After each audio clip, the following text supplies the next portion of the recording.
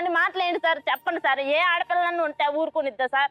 మీరు చెప్పండి. అంటే నేను 10కి 20 దాన్న లెగితే కూలి పనులకి వెళ్ళేదాన్ని సార్. నేను 10కి 20 ఏంటి సార్? ఆ మాటలు ఏంటి సార్? నా 5 అన్నాల దగ్గర అడుగుతాం ఏంటి సార్? నేను అనలేనా? ఇప్పుడు నీ మొగుడు ఫోన్ చేసుకున్నా, నీ మొగుడుతో నువ్వు మాట్లాడుకోవాలి. నా విషయం ఎందుకు సార్? చెప్పండి, మీరు చెప్పండి. ఒక్క నిమిషం అంతేగా నాన్న, అంతే. నువ్వు చెప్పు. ఒక్క నిమిషం ఆగమని నన్ను ఒక అన్నలాగా అర్థం చేసుకో. నేనంటాను ఒక మాట అంట నిన్ను. ఏమంటానంటే, నీ చూసి అంత బాధపడ్డావు, నువ్వు కూడా మెన్న దగ్గరికి వెళ్ళి 500 రూపాయల కోసం మీ వదిన నీ పెళ్ళాం అన్నయ్య అని చెప్పొచ్చా? నేను చెప్పలేదు సార్. చెప్పావు కదా నువ్వు.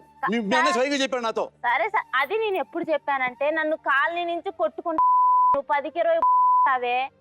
నీకు ఎంతమంది మొగుళ్ళు కావాలి? అప్పుడు నా మాట అనమంటావా? ఇప్పుడు చూడు ఏమైపోయిందో. ఇప్పుడు నిన్న కాదు నాన్న, నాన్న నేను కాదంటలేదు నాన్న.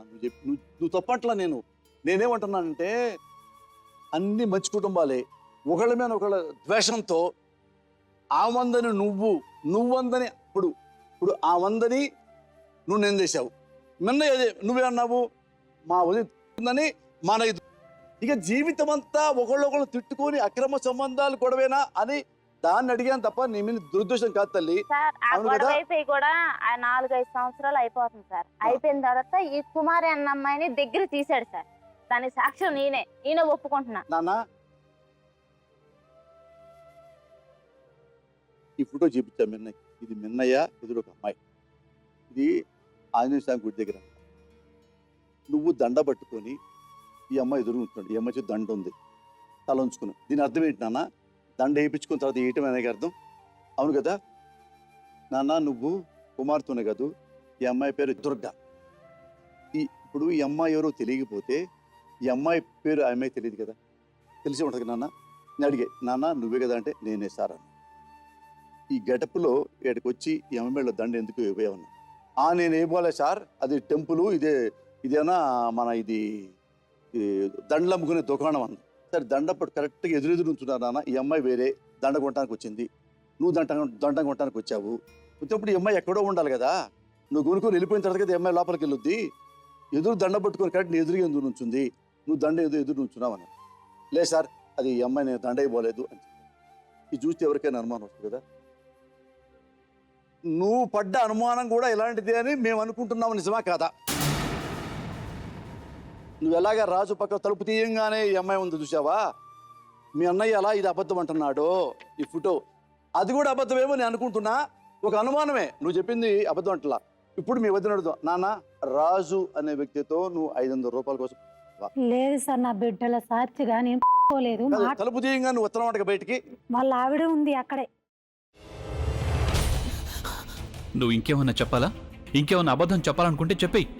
నేను చూడాలనుకుంటున్నాను నన్ను మోసం చేయడానికి నువ్వు ఎంత నీచానికి దిగజారగలవు అని.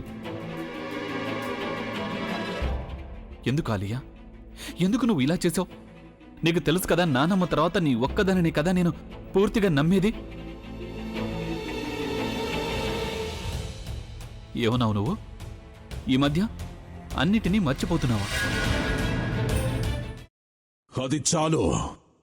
వాటిలో ఉన్న శక్తి విషయాన్ని గ్రహించి మనకు వివరిస్తాయి.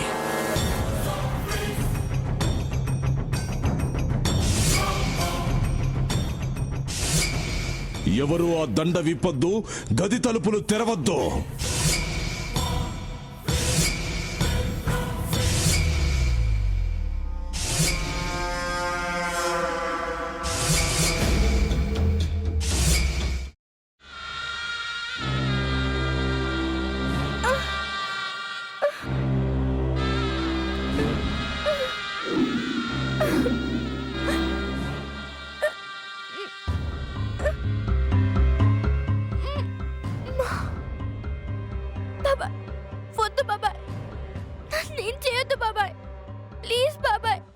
నీకు నిజం తెలిసినప్పుడే నా ఆలోచనలో నువ్వు చచ్చిపోయావు.